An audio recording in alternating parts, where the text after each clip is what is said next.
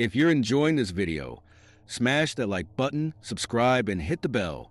Share it with your friends, and let me know in the comments where you're watching from. Every like and subscribe helps the channel grow. My name is Margaret Wilson, and I never believed in ghost stories until I became part of one. I was just an ordinary 23-year-old working at Springfield Insurance Company, living my simple life one day at a time. My routine was as predictable as the trains I took every day. Wake up at 7, catch the 8 a.m. train to work, and return home on the 9 p.m. train. That's how it had been for the past 2 years. Until that foggy October night in 1957. That evening started like any other. I was hunched over my desk, typing away at insurance claims while most of my co-workers had already left for home. Mr. Thompson, my boss, had dumped a pile of urgent files on my desk just before leaving. Need these first thing tomorrow morning. Margaret, he'd said, already putting on his coat. I looked at my small desk clock, 8:45 p.m. My stomach dropped. I'd never finished these in time for my usual train. The office felt different at night. The usual chatter and typewriter clicks were replaced by an eerie silence, broken only by the gentle hum of the ceiling fan and my own typing. The shadows grew longer as I worked, and the old building creaked like it was telling its own stories. I kept stealing glances at my clock, watching helplessly as time slipped away. Finally, at 11:45 p.m., I packed up my things with trembling hands. I'd never been this late before. The streets of Springfield were almost empty as I hurried toward the station, my heels clicking against the sidewalk. The sound echoed off the buildings, making me feel even more alone. The autumn wind whipped around me, causing my skirt to flutter and sending dead leaves dancing across my path. As I rushed down the station steps, I could already feel that something was different. The familiar station, usually so warm and welcoming, felt cold and strange. The platform was completely empty, no late-night travelers, no station staff. Not even the usual stray cat that liked to curl up on the wooden benches. I checked the large clock above the platform, 11:55 p.m. I'd never known there was a train this late, but the schedule board showed one final service, 12 p.m. final destination. Something about those words made me shiver, though I told myself it was just the cold night air. That's when the fog started rolling and that I'd seen fog before, but never like this. It crept across the platform like white fingers, thick and low to the ground. The street lamps above looked like dim moons through the mist, their light making strange shadows dance around me. I pulled my coat tighter, wishing I'd just called a taxi instead. My watch showed 11:58 p.m. The silence at the station was different from the quiet I was used to. It felt heavy, like the air before a storm. I could barely see the other end of the platform now through the fog. Even the usual sounds of the city seemed muffled, as if someone had thrown a thick blanket over the whole world. "Hello," I called out, hoping to find a station guard or anyone else waiting for this mysterious late train. My voice sounded small and wrong in the thick air. No one answered. That's when I heard it. A sound so faint I thought I was imagining it at first. A distant whistle, but not the sharp, clear sound I was used to. This one was lower, almost like a moan. The rails began to vibrate under my feet, but I couldn't hear the usual rumbling of an approaching train. Through the fog, I saw something that made my heart skip a beat. Two lights, dim and yellowish. Not the bright headlights I was used to seeing. They looked like old oil lamps, the kind I'd seen in history books. As the train got closer, I could make out its shape. It was unlike any train I'd ever seen on this line before. It was old, really old, the kind of train my grandmother might have ridden in her youth. The paint was a faded black, with brass fittings that had lost their shine. Steam hissed from somewhere beneath it, but the sound was wrong, too quiet, like a whisper instead of the usual loud burst. The train came to a stop in front of me without making a sound. No screeching of brakes, no hiss of doors opening, just silence. The carriages looked worn and weathered, like they'd been running this route for 100 years. I stood there, my feet frozen to the spot. As the door slowly creaked open, a blast of cold air hit me, colder than the autumn night around me. Every instinct told me to turn around and run, to forget about getting home tonight. But where else could I go at midnight? Besides, it was just a train, right? Just an old train running a late-night service. At least. That's what I kept telling myself as I took my first step toward the open door. I didn't know then that this would be my last chance to turn back. As I stepped into the train car, the first thing that hit me was the cold. Not the normal kind of cold you'd feel on a fall night, but a deep chill that went right through my bones. The lights inside were dim and flickering, casting strange shadows on the walls. Ticket. Miss. I jumped at the voice. The conductor seemed to appear out of nowhere. He was tall and thin, wearing an old-style uniform that looked like it belonged in a museum. But what made my breath catch was his face. Half of it was covered in burn scars. And his eyes wouldn't meet mine. I have my monthly pass. I stammered, reaching into my purse. My fingers were shaking as I held it out. He didn't take it. He didn't even look at it.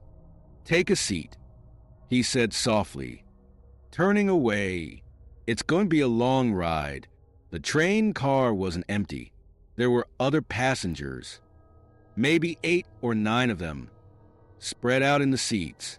But something was odd about them. They were all dressed like they'd stepped out of an old photograph. Women in long dresses with tight collars. Men in suits with high waists and wide lapels. Nobody looked up when I walked past. Nobody spoke. I chose a seat near the middle of the car, next to a window. The glass was clouded with age, but I could still see the fog outside swirling past as the train began to move. We started so smoothly I barely felt it, just the world outside beginning to slide away. That's when I noticed the first strange thing. We passed through Harrison Street Station, but the train didn't stop. I could have sworn I saw someone standing on the platform, but when I blinked, they were gone. Excuse me, I said to the woman sitting across from me. She was young, maybe my age, wearing a blue dress that looked like it was from the 1930s. Do you know why we're not stopping at the stations? She turned to me slowly, and my blood ran cold. Her face was pale, too pale, and her eyes seemed to look through me rather than at me. She opened her mouth as if to speak, but no words came out. Then, right before my eyes, she began to fade away, like a photograph losing its color until she was gone completely. I pressed myself back against my seat, my heart pounding. The temperature in the car dropped even more, and I could see my breath in the air. That's when I noticed the newspaper on the empty seat where the woman had been sitting, with trembling hands. I picked it up. The date at the top made my heart stop. October 13th, 1932. The headline read, "Tragic midnight train disaster claims 47 lives." I heard whispers now, getting louder, coming from everywhere and nowhere at once. And as I looked around the car again, I realized more passengers had vanished, leaving behind only empty seats and cold air. I needed to get off this train. Now that my hands were shaking so badly, I almost dropped the newspaper. Reading the story made my stomach turn. On October 13th, 1932, a midnight train had crashed just outside Springfield. The conductor had tried to save everyone, which explained his burn scars. But wait, How could he be here if this happened 25 years ago? I jumped up from my seat, stumbling a bit as the train swayed. I need to get off. I whispered to myself, this isn't right. None of this is right. The next station was coming up. I could see its lights through the foggy window. I rushed to the door, ready to jump out the moment we stopped. But we didn't stop. The station just glided past like a ghost. It's no use. Miss Wilson. The conductor's voice made me spin around. He was standing there, looking sadder than before. You can't get off. Not yet. How? How do you know my name? My voice came out as barely a whisper, the same way I know about the accident. He said softly, your accident. Tonight. My head started spinning. What accident? I didn't have any, but then memories started flooding back. Memories I didn't know I had. Leaving work. The fog. A truck appearing out of nowhere. The screech of brakes. The crash. No, I said, backing away from him. No, that's not possible. I'm here. I'm on this train. Look at your hands. Margaret, he said gently. I lifted my hands in front of my face. In the dim light of the train car, I could see through them, just barely, but enough to know I was becoming like the other passengers. Am I? I couldn't finish the question. The conductor nodded slowly. This is the midnight train.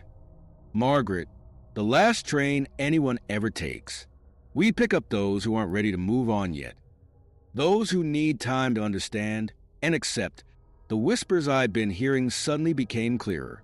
They weren't scary anymore. They were gentle, understanding.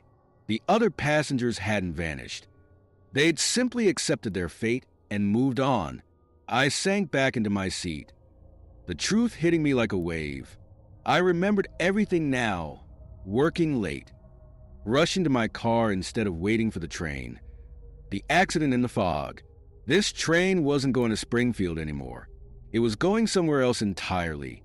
The conductor sat down across from me, his scarred face kind in the flickering light. You have a choice to make. Margaret, the next stop is coming up. You can either get off and stay in between, neither here nor there, or you can stay on until the final destination. Through the window, I could see lights ahead, brighter than any station I'd ever seen.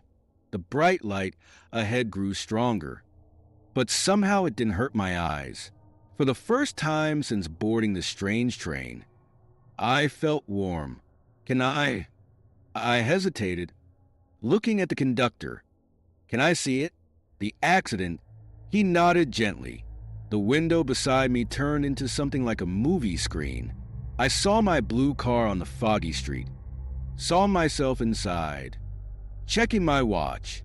Then the truck coming too fast around the corner. Its driver half asleep. I watched it happen. But this time it didn't scare me. All those people, I said, thinking about the other passengers I'd seen from 1932. They were like me. Yes, the conductor said. Some stay longer than others. It takes time to accept, but everyone moves on eventually. I thought about my life, my tiny apartment, my job at the insurance company, my cat that Mrs. Johnson next door would now need to take care of. I thought about my mom and dad and how much this would hurt them, but somehow I knew they would be okay. The whispers around me had changed again. Now they sounded like gentle music, peaceful and welcoming. More passengers appeared in the car, but they weren't scary anymore. They smiled at me, warm, understanding smiles. They had all been where I was. The train started slowing down.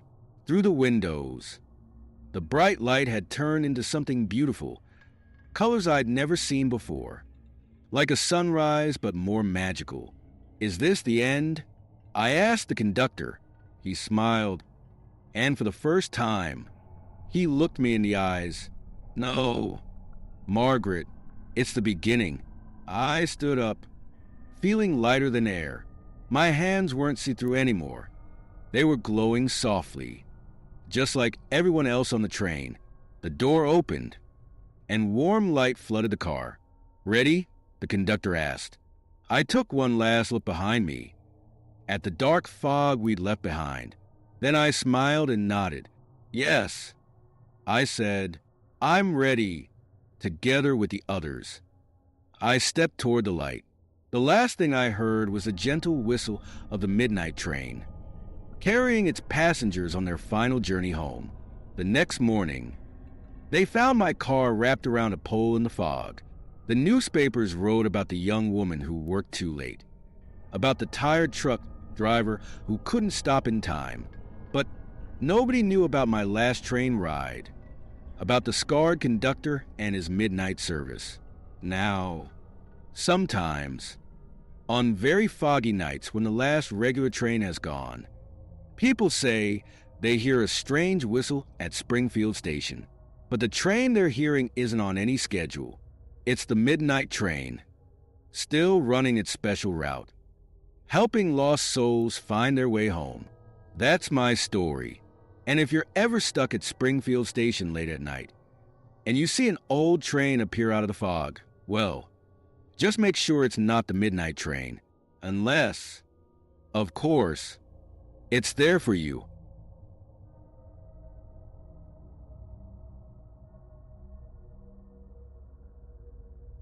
My name is Catherine Wells, and I'd never imagined my first nursing job would turn into a living nightmare. Fresh out of nursing school at 23, I was thrilled when Blackwood State Hospital hired me. The pay was good, the hours were steady, and most importantly, it was only an hour's drive from my elderly mother's home. I remember my first day like it was yesterday, January 15th. 1955. The hospital stood like a giant against the gray winter sky, its red brick walls darkened by decades of rain and neglect. Something about those empty windows staring down at me made my stomach twist. But I pushed the feeling aside. After all, old buildings are supposed to look creepy, right? Dr. Harrison, the head physician, gave me the tour himself. His silver hair and kind smile reminded me of my grandfather, which helped calm my nerves. We walked through the active wings where patients shuffled around in their pale blue robes, some smiling vacantly, others lost in their own worlds. And that wing, Dr. Harrison said, pointing to a section blocked by heavy wooden doors, is off limits. It's been closed since the war. Structural issues. You understand, I nodded, but something in his voice made me uneasy. Why did he look away when he mentioned it? And why did the air feel so much colder near those doors? That night, while organizing patient files in the records room, I noticed something odd. There was a huge gap in the records from 1942 to 1945. When I asked Sarah, the head nurse, about it, she just shrugged and said old files get lost all the time. But I saw the way her hands shook as she walked away.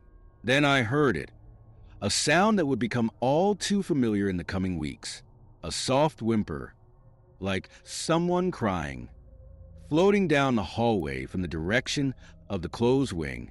But when I went to check, there was nothing there, just those heavy doors, locked tight, and the strangest feeling that something behind them was waiting for me. Little did I know, that was just the beginning. If I'd known what secrets those walls held, I might have run away that very first day. But maybe this was meant to be. Maybe I was meant to uncover the truth about what really happened at Blackwood during those missing years. No matter how terrifying that truth might be, the next few weeks at Blackwood started to feel like a slow descent into madness. At first, it was little things I could almost convince myself I was imagining. During my night shifts, I'd catch glimpses of shadows moving in empty rooms. When I'd check, there'd be nothing there, just the moonlight playing tricks through the windows. But Why did these shadows sometimes look like people in old-fashioned hospital gowns? Then came the voices. I was changing sheets in room 204 when I heard one of my patients, old Mr. Jenkins, talking in his sleep. But his voice, it wasn't his voice at all. It was high-pitched, feminine, speaking about experiments and needles. When I shook him awake, he had no memory of speaking. Something's not right here. I told Sarah one evening while we were having coffee in the break room, "Haven't you noticed anything strange?" Sarah's hands trembled as she set down her cup.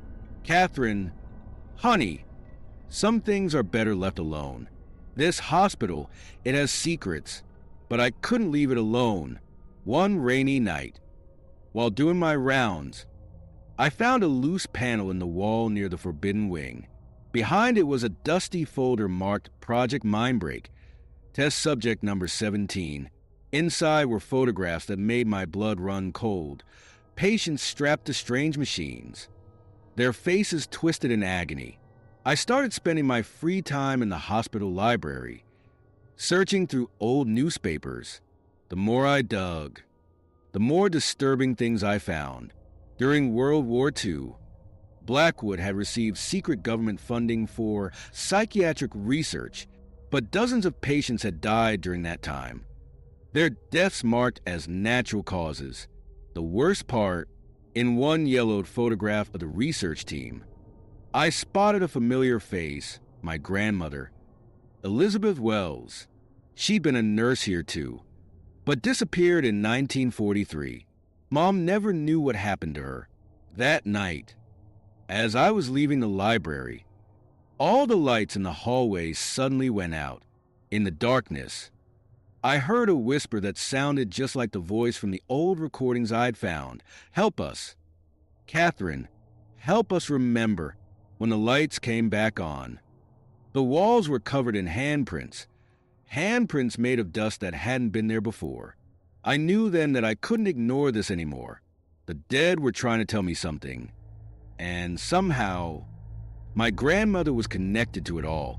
But with each answer I found, more terrifying questions emerged. What really happened in that closed wing? And why did I feel like the hospital itself was watching my every move? Everything changed on a cold Friday night in March. I was alone in the records room, my flashlight beam dancing across dusty shelves, when I found a hidden compartment behind an old filing cabinet. Inside was a leather journal, my grandmother's diary. My hands shook as I read her words. "They're not treating patients here anymore. They're creating weapons. Dr. Morris says he can transfer one person's mind into another's body." The screams from the test subjects. "I can't take it anymore. I have to stop them."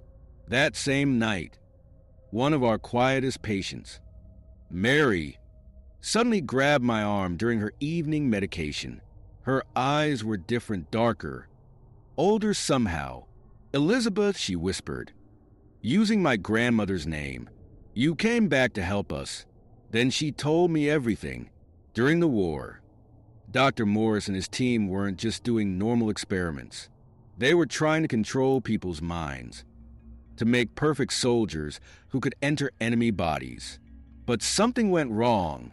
The patient's souls got trapped in the hospital walls, unable to move on. "Your grandmother tried to save us," Mary said, but now her voice sounded like multiple people speaking at once. "She found out how to free us.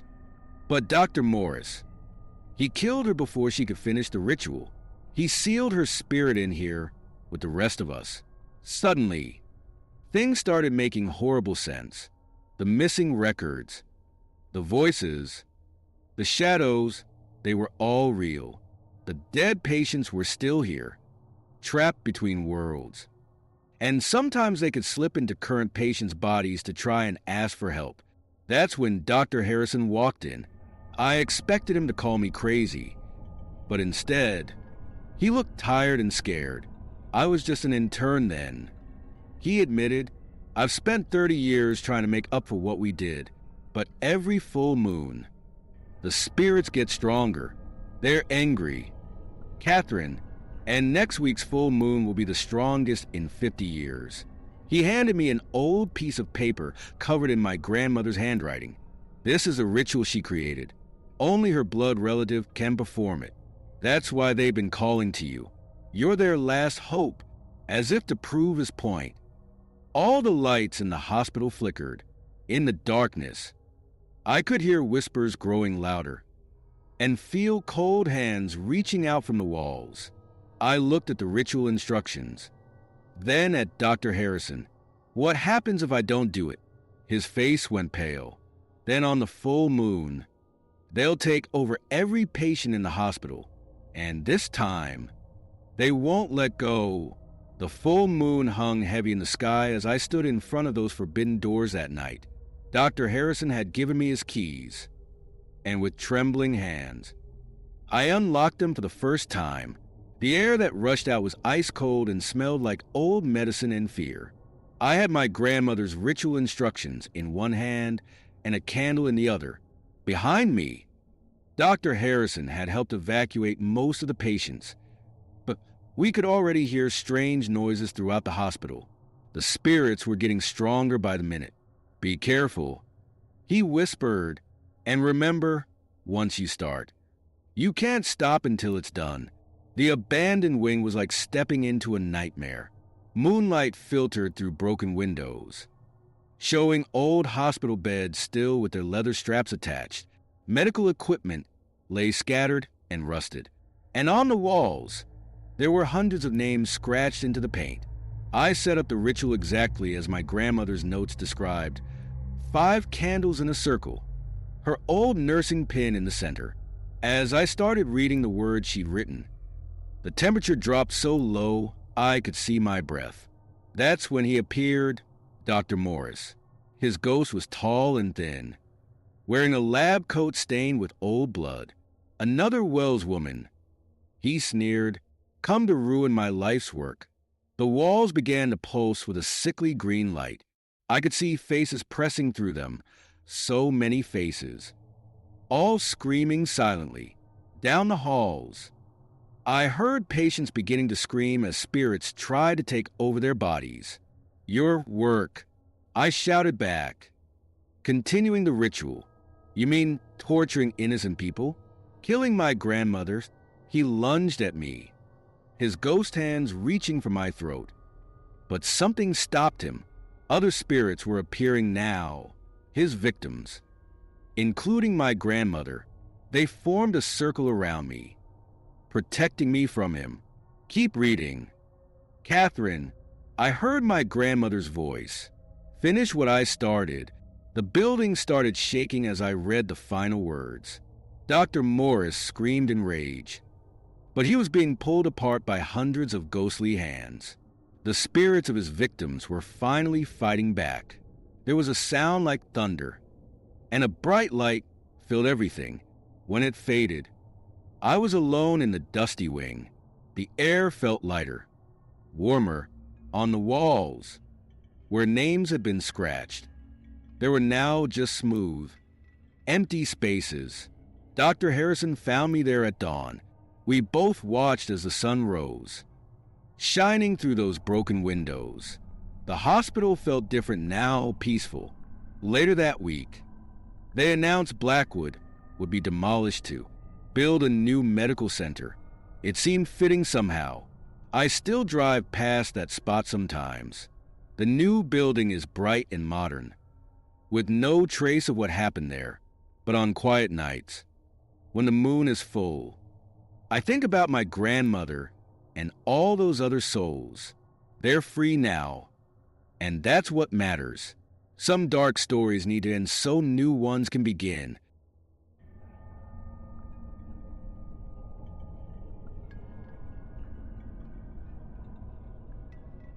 My name is David Mitchell, and I've been a photographer for the past 15 years. There's something magical about capturing moments through my lens. It's like freezing time in little rectangular pieces of paper. But I never thought my camera would lead me to discover something so terrifying, something that would change my life forever. It all started on a chilly October evening. I was driving through the outskirts of Pine Grove, a small town in Massachusetts, looking for interesting abandoned places to photograph. That's my specialty. You see, taking pictures of old, forgotten buildings and telling their stories through my photos. As the sun was setting, I noticed something peculiar through the trees. The rusty top of what looked like a Ferris wheel peeking above the tree-line. My heart jumped with excitement. Abandoned carnivals were rare finds, and they always made for the most interesting photos. I pulled my old blue Honda off the main road and followed a dirt path that was almost completely hidden by overgrown weeds. The crunching of leaves under my tires was the only sound breaking the eerie silence. As I got closer, the carnival slowly revealed itself, a ghostly collection of rides and booths, all covered in decades of rust and decay. This is perfect, I whispered to myself, grabbing my camera bag and flashlight from the passenger seat. The golden light of sunset was fading fast. But that's exactly how I liked it. Shadows always make abandoned places look more mysterious, walking through the carnival entrance. I felt like I'd stepped back in time. Old popcorn machines sat covered in cobwebs, and faded signs promised the greatest show on earth for just 50 cents. I took some photos of the peeling paint and rusted metal, the click of my camera echoing in the silence. That's when I heard it, a soft giggle, like a child laughing somewhere in the distance. "Hello," I called out, my voice sounding smaller than I'd meant it to. "Is someone there?" No answer, just the wind rustling through dead leaves. I told myself it was probably just birds or the wind playing tricks. But my hands felt sweaty around my camera. As the sky grew darker, I pulled out my flashlight and headed toward what looked like a funhouse.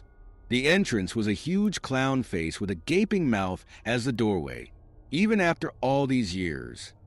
Its painted smile seemed to mock anyone who dared enter. Inside, my flashlight beam bounced off dozens of mirrors lining the walls. Most were cracked or clouded with age, but some looked surprisingly clean, as if someone had been taking care of them. I raised my camera to take a picture of my reflection, and that's when I noticed something odd. In one of the mirrors, the carnival behind me looked different. Instead of broken down and abandoned, the reflection showed bright lights and colorful banners, like the carnival was still open. I blinked hard and looked again, but the strange reflection remained. "This can't be right," I muttered, checking my camera's screen. But what I saw in the preview made my blood run cold. In the photo, there were people in the mirror, lots of them, men in old-fashioned suits, women in long dresses, and children running around with cotton candy. But when I looked up at the actual mirror, I saw only my own pale face staring back. My heart was pounding now. I needed to document this. I pulled out my Polaroid camera. Sometimes older technology captures things digital cameras miss. As the flash lit up the room, I heard that child's laugh again. Closer this time, the Polaroid slid out, and I watched as the image slowly appeared. My hands were shaking as I watched the Polaroid develop. Slowly, shapes began to appear in the foggy image. There, in the background, was a little girl in a white dress, holding a balloon. She was looking right at the camera, but her eyes were completely black. I dropped the photo like it had burned me. It fluttered to the ground, face up, and now I could see more figures emerging in the picture, shadowy shapes standing behind the girl, their faces twisted in ways that didn't look human. "Get it together, David," I whispered to myself. "There has to be a logical explanation." I pulled out my phone to check the time, 8:45 p.m. I needed to research this place, figure out its history. But as I turned to leave, my flashlight beam caught something scratched into one of the mirrors. "Help US 1963. Just then, my phone buzzed with a text. It was from my friend Sarah at the local library. David, got your message. You need to get out of Blackwood Carnival now. Something horrible happened there. Call me. I started walking faster toward the exit, but my flashlight began to flicker. In the dying light, I saw my reflection in one of the mirrors. Only, I wasn't moving, but my reflection was. It smiled at me, raised its hand, and pressed it against the glass.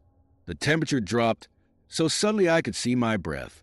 That childish giggle came again, but this time it turned into something else, a sound no child should make. I ran, back in my car. I couldn't stop shaking. I had to know more about this place. The library would be closed now, but Sarah would still be there, finishing her evening shift. She could help me understand what I'd just seen. As I drove away, I checked my rear-view mirror. For a split second, I thought I saw the carnival lights blazing in the darkness, music playing, and crowds of people from another time walking through the gates. I blinked, and it was gone, just an empty, dark lot again. But the Polaroid photo sitting on my passenger seat told a different story. And now, as I looked closer, I noticed something I hadn't seen before. In the corner of the photo, a sign was visible. It read, Blackwood Carnival, where time stands still. I had a feeling this was just the beginning of something much bigger and much darker than I could imagine. The library was quiet when I arrived, except for the soft hum of old fluorescent lights. Sarah was waiting for me at the front desk, her face serious. I could tell she had found something important. Look at this, she said, spreading out yellowed newspaper clippings on the desk. Blackwood Carnival wasn't just any carnival. Between 1923 and 1963, 28 children went missing there. My stomach turned as I looked at the headlines. Another child vanishes at Blackwood. Carnival mystery deepens. Parents demand answers. But that's not even the strangest part. Sarah continued, pulling out an old leather-bound book. The carnival's owner, Marcus Blackwood, was known for collecting unusual mirrors. People said he talked to them late at night. Then one day, he disappeared too. I pulled out the Polaroid and showed it to Sarah. Her face went pale. David, that little girl in your photo, that's Emily Watson. She was the first child to vanish. In 1923, my hands felt cold as I looked at the photo again. The girl's black eyes seemed to stare right through me. I told Sarah about what I'd seen in the mirrors, about my moving reflection. There's a diary, she whispered, glancing around as if afraid someone might hear. Marcus Blackwood's diary. It was found after he vanished. She pulled out a small, worn book from her desk drawer. I shouldn't show you this, but you need to know what you're dealing with. As I opened the diary, a loose page fell out. On it was a drawing of a strange symbol and words written in shaky handwriting. The mirrors show what they want you to see. They hunger for souls. I thought I could control them. I was wrong. The deal I made, God forgive me. They're trapped, all of them, and now they want more. Suddenly, my phone lit up with a text. It was a number I didn't recognize. Come back to the carnival. David, the children want to play. The message was time-stamped 1963. Sarah grabbed my arm. David, promise me you won't go back there, whatever's in those mirrors. It's been waiting for someone like you, someone who can see them. But I knew I had to return. Those children had been trapped for over 60 years. Maybe my camera could help me find a way to free them. What I didn't know then was that the mirrors had already chosen me, and they weren't going to let me go easily that night. I couldn't sleep. Every time I closed my eyes, I saw those children in the mirrors. Around 3 a.m., I finally gave up and started going through my photos on my laptop. What I saw made my heart stop. In each picture, the reflections were different, and in every single one, my reflection was staring at the camera instead of at the mirrors. But that wasn't possible. I had been photographing the mirrors, not facing the camera. Then my laptop screen flickered in its dark reflection. I saw someone standing behind me. I spun around, nothing there. But when I looked back at the screen, the figure was closer. My phone buzzed again. Another message from that impossible number. We're waiting in the mirrors. David, your camera sees us. Your camera can free us. I jumped when my phone started playing an old carnival tune by itself. The sound was scratchy, like an ancient recording. Then I heard children singing along. Mirror, mirror, on the wall. Who's the next one that will fall? Step right up.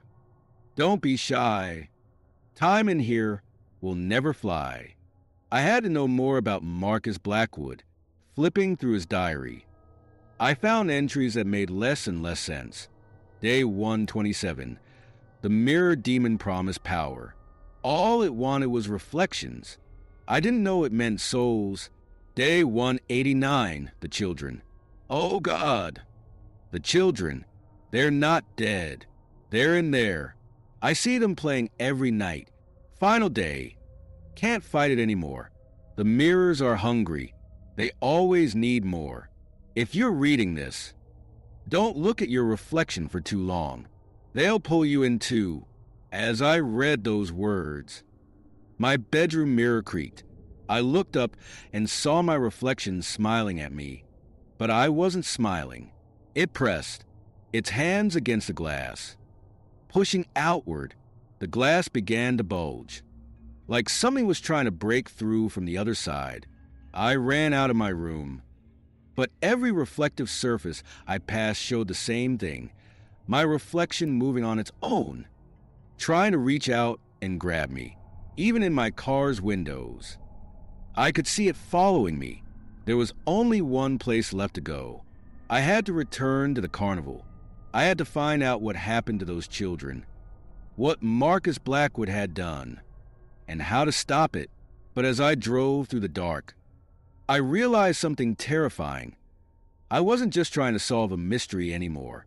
I was fighting for my own soul. The carnival looked different in the moonlight. The old rides cast strange shadows that seemed to move on their own. As I walked toward the funhouse, my flashlight beam caught something new. Hundreds of handprints on the outside walls. Small ones, like children's hands. I had brought everything I thought might help. My cameras, Blackwood's diary, and an old mirror that Sarah said was used in the 1920s to trap evil spirits. My heart was beating so fast I could hear it in my ears.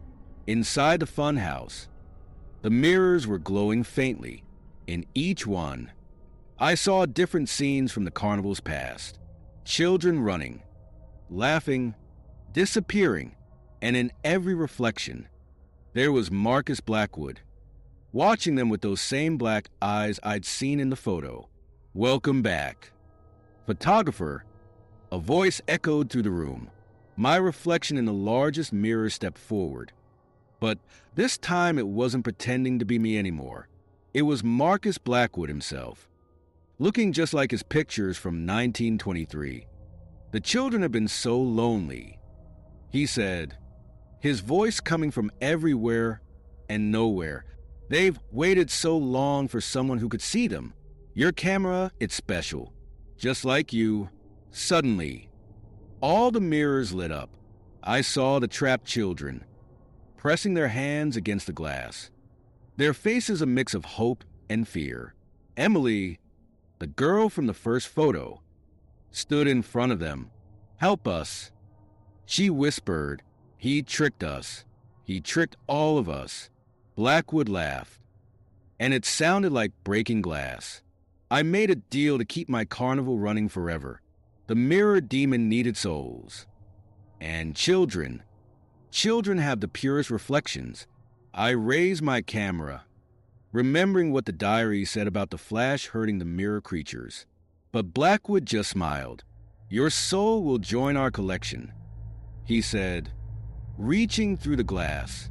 "The mirror's surface rippled like water, and your camera will help us lure more visitors. We're so hungry for new reflections." The room started spinning. In every mirror, I could see myself being pulled in, becoming just another trapped reflection. I had seconds to make a choice: run away, or fight back and try to save these children who'd been trapped for so long. I grabbed the old mirror Sarah had given me and faced Blackwood. This was it, my last chance to end this nightmare. But what I did next would either save everyone or trap me in the mirrors forever. I raised my camera and fired the flash directly at Blackwood. He screamed, covering his eyes, and his grip on reality seemed to weaken. The mirrors flickered like broken TV screens. "The mirrors may be your prison," I shouted, remembering Sarah's words. "But they're also your weakness." I held up the ancient mirror she'd given me. Inside it, I could see the real demon, not Blackwood, but something darker, older. It had been using him all along. The children started pounding on their glass prisons. Each thump made the mirrors crack a little more. Emily's voice rang out clear. The master mirror, behind the wall. I spotted it then. A huge mirror hidden behind a false panel, covered in strange symbols. This had to be where it all started, where Blackwood made his deal. "No!" The demon roared through Blackwood's mouth. "They're mine. Their reflections belong to me. I had one chance." I aimed my camera at the master mirror and took one last photo. The flash was blindingly bright. And something amazing happened. The Polaroid that came out showed the demon's true form. The moment I held it up, the creature shrieked, "Mirrors show truth." I said, "Understanding finally, and the truth can set them free." I smashed the Polaroid against the master mirror. The glass cracked, and light poured out of it. The demon howled as its prison began to break. All around me, the trapped children's reflections started to fade, but not into darkness, into light. Emily smiled at me one last time. "Thank you," she whispered, and then she was gone. But as the mirrors shattered one by one, I felt a pulling sensation. I had looked into too many mirrors, left too many reflections. Part of me belonged to them now. The price must be paid. Blackwood's voice echoed, fading, "A soul for a soul." I felt myself being drawn into the last unbroken piece of the master mirror. My final thought was of all those children finally free after 60 years. Maybe this was worth it. The next morning, Sarah found my camera and a note outside the library. The photos inside showed all the children, smiling, at peace. But in the last picture, if you look carefully at any reflection, in a window, in a puddle, or in a mirror, you might see me, still taking pictures, trapped but content knowing those children are finally home. They say the carnival was torn down a week later, but sometimes people driving past that empty lot at night say they see flashes of light, like someone taking pictures, and if you listen carefully, you might hear children laughing, not in fear, but in joy. Just don't look too long in any mirrors nearby. Some reflections are better left unseen.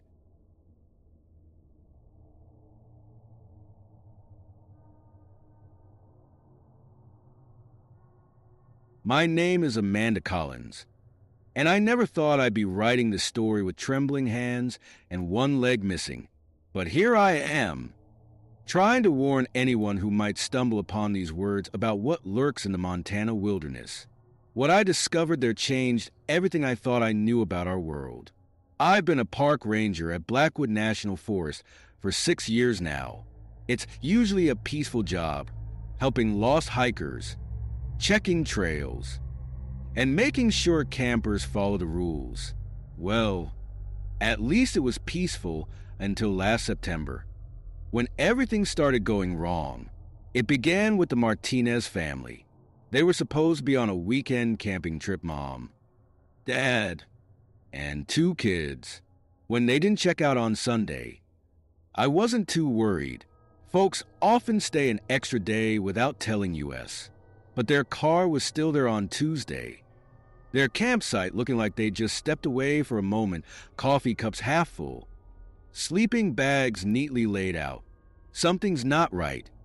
I remember telling my radio that morning, my breath making little clouds in the chilly air. We need a search party out here. That's when I saw it, the first of the markings. At first, I thought it was just normal tree damage, maybe from bears marking their territory. But these were different. The cuts were too precise, forming patterns I'd never seen before. They looked old, really old, but somehow fresh at the same time. If that makes any sense. I took pictures and sent them to Bill, our resident wildlife expert. His response came back quick. Those aren't animal marks. Amanda, get back to base. Now. But I couldn't. Not with a family missing. Following standard procedure, I started a grid search from their campsite. That's when I found the first trap. And trust me, I wish I hadn't. It wasn't like any bear trap I'd ever seen. This thing was ancient, rusted, but the teeth were sharp as the day it was made. And there, caught in its jaws, was a piece of torn fabric that matched Mr. Martinez's jacket. My hands were shaking as I radioed it in. Base, we got a situation here, and I think we're dealing with something much worse than a missing family. Little did I know that rusty trap was just the beginning. The real horror was still waiting, hidden in the shadows of those ancient trees. Watching my every move, the sun was setting when I heard twigs snapping behind me. I spun around, flashlight in hand, but saw only shadows dancing between the trees. That's when I met Joseph, an elderly Native American man who seemed to appear out of nowhere. You shouldn't be here after dark, he said quietly, his eyes fixed on the strange markings on the tree. They hunt at dusk. Who hunts? I asked, trying to keep my voice steady. Do you know something about the missing family? Joseph shook his head slowly. My grandfather's grandfather told stories about this place, about people who disappeared, about those who were the skulls of animals and claimed the forest as their hunting ground. He touched the markings on the tree with weathered fingers. These are their signs, their warnings. I wanted to dismiss it as just another local legend, but something in his voice made my skin crawl. There's a family missing. Sir, I need to find them. More will go missing, he said. Winter is coming, and they grow hungry. Before I could ask more questions, he melted back into the forest like a ghost. That night, back at my cabin, I couldn't sleep. I kept thinking about Joseph's words and the Martinez family. I pulled out my laptop and started digging through old forest records. What I found made my blood run cold. Every 30 years, like clockwork, people had gone missing in these woods. The reports dated back to the 1800s. Same pattern, always as winter approached. Always near areas with those strange tree markings. My phone buzzed. A text from Bill. Amanda found something about those markings. Come to the office first thing tomorrow. Don't tell anyone else. I was about to reply when I heard it. A sound that didn't belong in the night. Metal scraping against metal. Coming from somewhere in the dark forest behind my cabin. Then a scream. Distant but clear. Echoing through the trees. I grabbed my gear and radio. Base. This is Collins. Possible distress signal in Sector 7. Static was my only answer. Standing in my doorway, I shined my flashlight into the darkness. The beam caught something that made my heart stop. fresh claw marks on the trees near my cabin. But these weren't from any animal. They were the same strange markings I'd seen earlier, still wet with something dark that dripped down the bark. They were getting closer, and I was starting to realize that Joseph's warning wasn't just a story. It was a desperate attempt to save my life that I didn't wait for backup. Following the sound, I headed into the forest, my flashlight beam bouncing off the trees. The night was unusually cold for September, and my breath came out in white puffs. "Hello? Is anyone out there?" I called out, trying to sound braver than I felt. Another scream answered me, closer this time, when I reached Bill's office at the ranger station. The door was wide open, swinging in the wind. Papers were scattered everywhere, and his coffee mug lay shattered on the floor. On his computer screen was an old newspaper article from 1887, "Mysterious Cult Suspected in Disappearances." "Bill," I whispered, but I knew he wasn't there. On his desk, I found his notebook open to a fresh page. The last entry made my hands shake. They're real. Amanda found the entrance to their tunnels, old mining shafts behind the waterfall. They're using the old bear traps. Have to warn everyone. They're coming dash. The writing stopped mid-sentence, dragging into a long ink line. That's when I heard footsteps above me, in the attic of the ranger station. Slow, deliberate steps that no human would make. Something dripped through the ceiling boards dark. Thick drops that splattered on Bill's desk. I switched off my flashlight and crouched behind the desk, trying to control my breathing. The steps moved across the ceiling, stopping right above me. I covered my mouth to stay quiet, but my heart was beating so loud I was sure whatever was up there could hear it. Then my radio crackled to life. "Amanda, help, waterfall." It was Bill's voice, weak but alive. I had two choices, run away or help my friend. But as I heard more footsteps joining the first ones above me, I realized running might not be an option anymore. The whole ceiling was creaking now, and through the gaps in the boards, I caught glimpses of something I'll never forget: bone-white animal skulls, worn like masks, with human eyes peering through them. "Please," I prayed silently. "Please don't look down." A drop of something warm hit my shoulder. Slowly, terrified of what I'd see, I looked up through a crack in the ceiling. A face stared down at me, a deer skull with antlers, but human eyes glowing behind it. I ran faster than I'd ever run in my life, knocking over chairs and slamming through the station's back door. Behind me, I heard them dropping down into Bill's office. Their footsteps weren't human anymore. They moved like animals, fast and hungry. The waterfall. Bill was at the waterfall. I knew these woods better than anyone, and I used every shortcut I knew. My lungs burned in the cold air as I ran, jumping over fallen logs and ducking under branches. The moon came out from behind the clouds, and that's when I saw them. More skulls moving through the trees. Bear skulls, wolf skulls, elk skulls, all worn by dark figures that moved like shadows. They were hurting me, I realized with horror, like wolves circling their prey. I reached the waterfall clearing and spotted what I'd never noticed before: a narrow path behind the falling water. "Bill!" I shouted. "Bill, where are you?" "Amanda, down here." His voice echoed from somewhere below. Using my flashlight, I found crude steps cut into the rock, leading down behind the waterfall. They were slippery and ancient, but I had no choice. The skull faces were getting closer. The tunnel behind the waterfall opened into a massive cave system.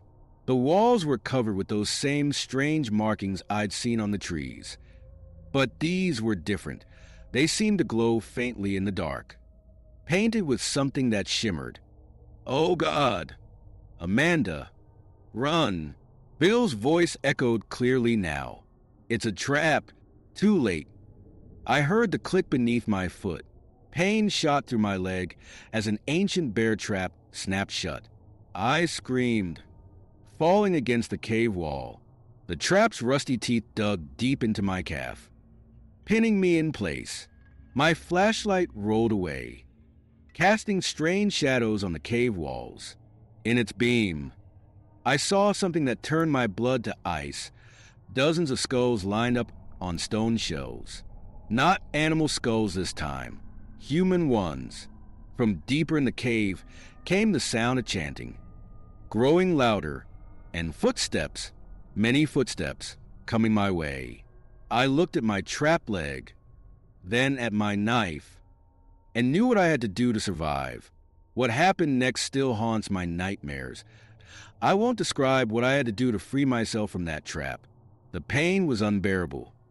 But the sound of those footsteps getting closer gave me strength I didn't know I had.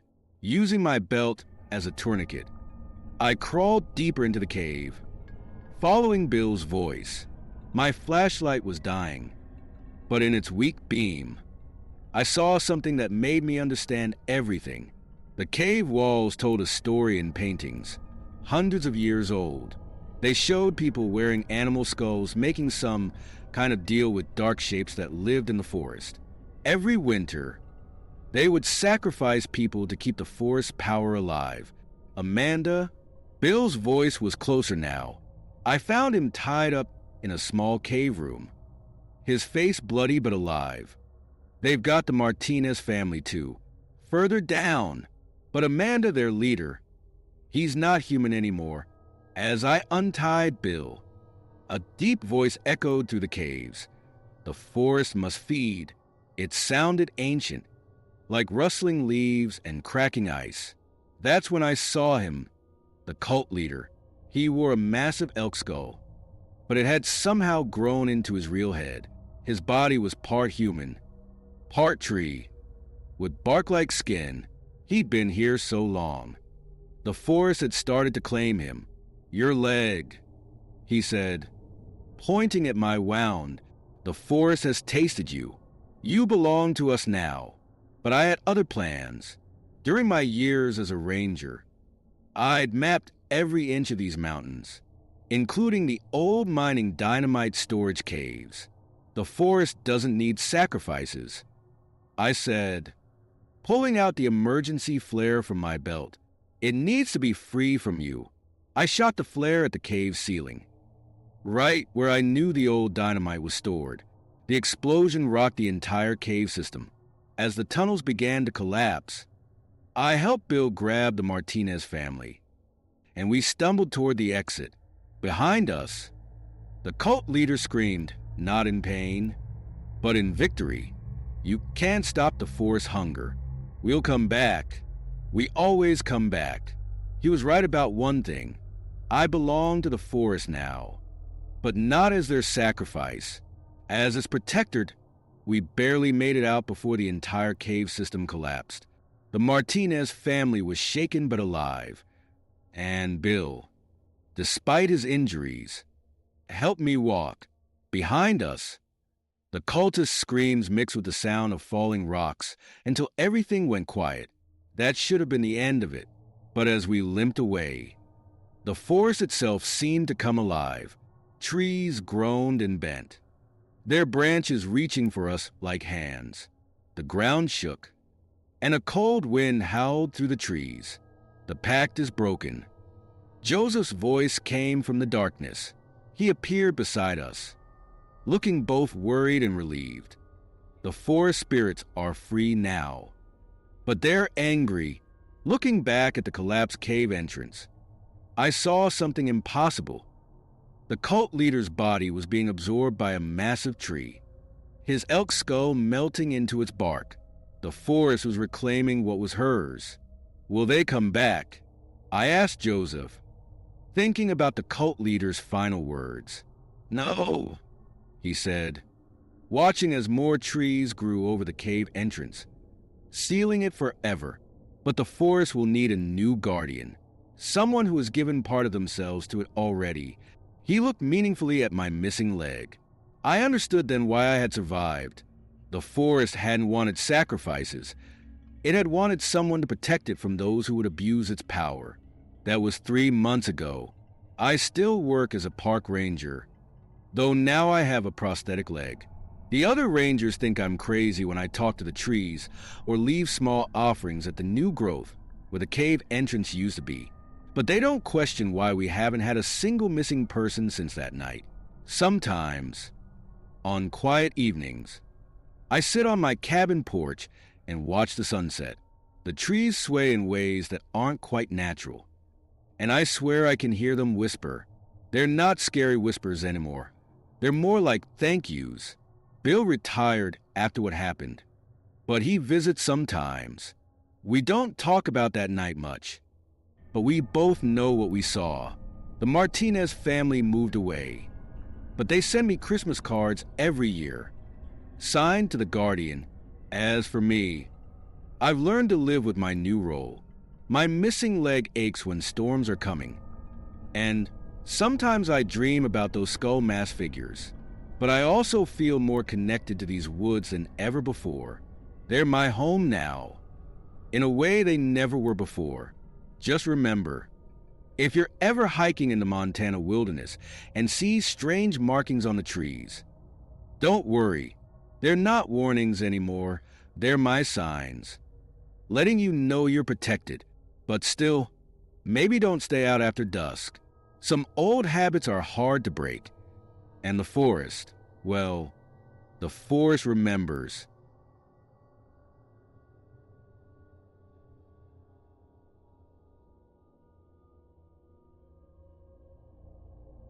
My name is Thomas Reynolds, and I never thought I'd be telling this story. Some nights, when the Minnesota wind howls against my shop's windows and snow piles up in drifts, I wonder if anyone will believe what happened in Pine Grove during that terrible winter of 1976. I run, or used to run, Reynolds Family Butcher Shop, the same store my father owned, and his father before him. It's a small place on Main Street, with a red brick facade and a wooden sign that creaks in the wind. The kind of shop where everyone knows your name, where old Mrs. Peterson comes in every Thursday for her pot roast, and where kids press their noses against the display window to look at the neat rows of cuts behind the glass. I was proud of that shop, proud of how clean I kept the white tile floors, how perfectly I arranged the meat each morning, and how I remembered every customer's favorite order. That was before the first snowstorm hit, before people started disappearing. Before I found that strange meat in my freezer. It started on a Tuesday in early December. The weather forecast had warned about the worst storm in years, and everyone was stocking up. I'd been busy all day, wrapping packages in brown paper and telling folks to stay safe. As I was closing up, fat snowflakes were already swirling down from a sky the color of steel. That night, I heard about the first disappearance. Old Bob Miller never made it home from the hardware store. His truck was found empty on Route 23. Driver's door open. Engine still running. The police said he must have gotten confused in the whiteout conditions. I didn't think much of it then, but the next morning, when I opened the shop's walk-in freezer, something felt wrong. There was meat I didn't remember ordering, wrapped in butcher paper without any labels. When I unwrapped it, my hands started shaking. The cuts didn't look quite right. The color was off, the marbling strange, and there were these marks on them, like someone had... I'm sorry, even now, it's hard to talk about what I saw, but I need to tell this story, because what happened next in Pine Grove wasn't just about missing people or mysterious meat. It was about a family curse I never knew existed. About my twin brother James, who I hadn't seen in 20 years, and about the terrible choice I would have to make to save our town. And it all began with that meat in my freezer. On that snowy December morning, when I first started to realize that something was very, very wrong with the Reynolds family business the first few days after finding that strange meat. I tried to convince myself everything was normal. I threw out those weird packages and double-checked all my suppliers. But deep down, something felt wrong.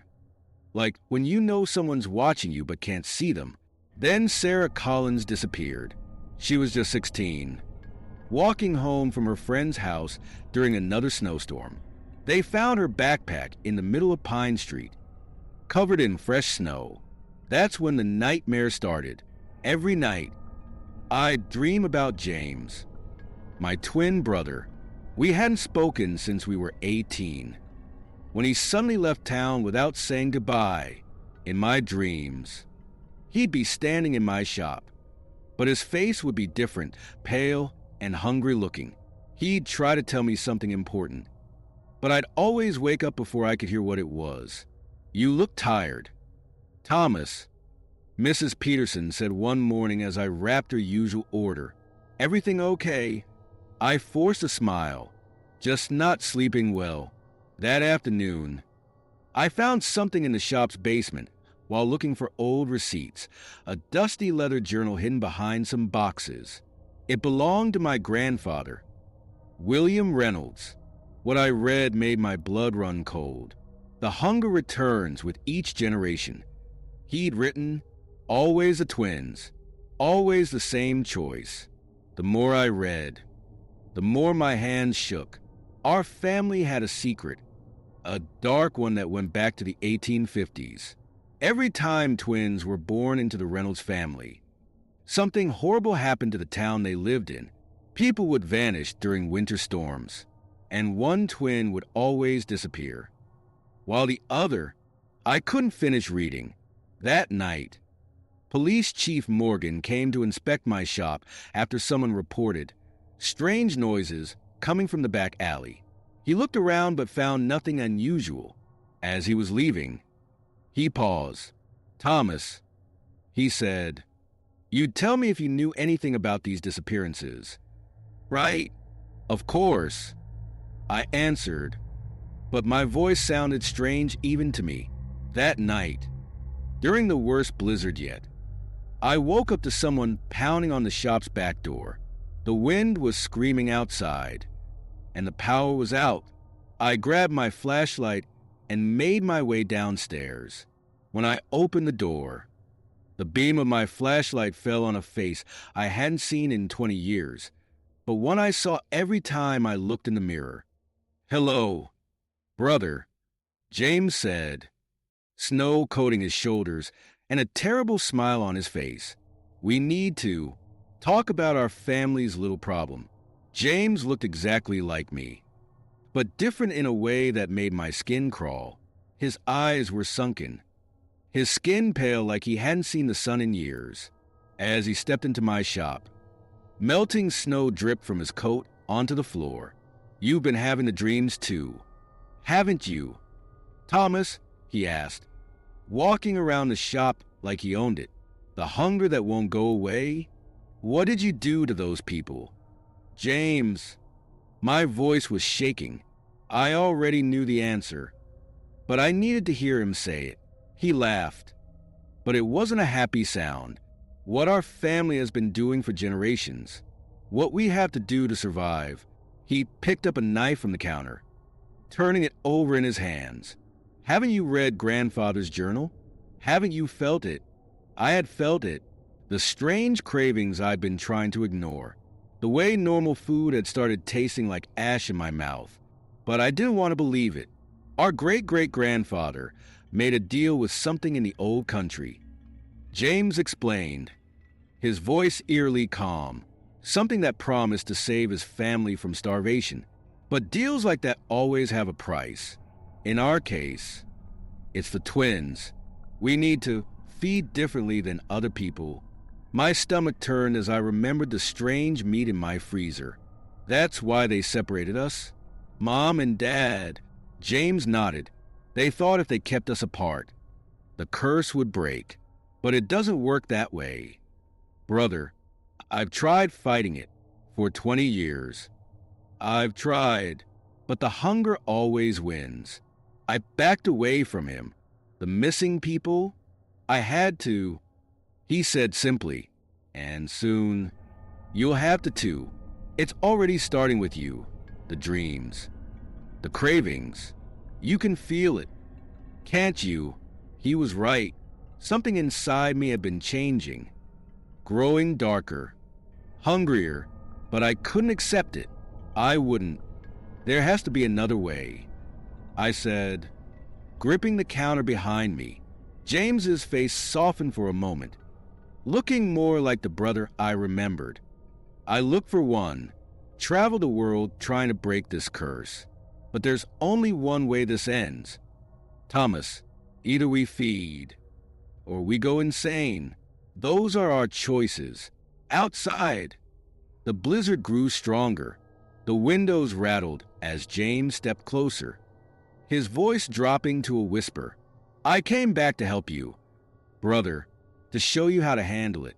We can keep each other sane, just like when we were kids. But as he spoke, I saw the newspaper clippings in my mind, all those missing people. I thought of Sarah Collins, just 16 years old, and I knew I couldn't let this continue. No, I said firmly, this ends now. James's face hardened. You don't have a choice. Thomas, neither of us do. And once the hunger really hits, he smiled that terrible smile again. Well, you'll see for yourself. The moment James finished speaking, the power in the shop went out completely. In the darkness, I could hear his breathing change, becoming deeper, more animal-like. I fumbled with my flashlight, but my shaking hands dropped it. The batteries rolled across the floor, leaving us in total darkness. You can feel it now. Can't you? James's voice came from somewhere in the dark. The hunger getting stronger? He was right. My stomach was twisting with a craving I'd never felt before. It scared me how good the thought of that strange meat suddenly seemed. But I remembered Sarah Collins's backpack in the snow, and I forced a feeling down. We need to go to the meat locker, I said, trying to keep my voice steady. I have something to show you. I knew every inch of my shop, even in the dark. I could hear James following me as I made my way to the heavy metal door of the meat locker. The storm outside was getting worse. I could hear it howling through the walls like a living thing.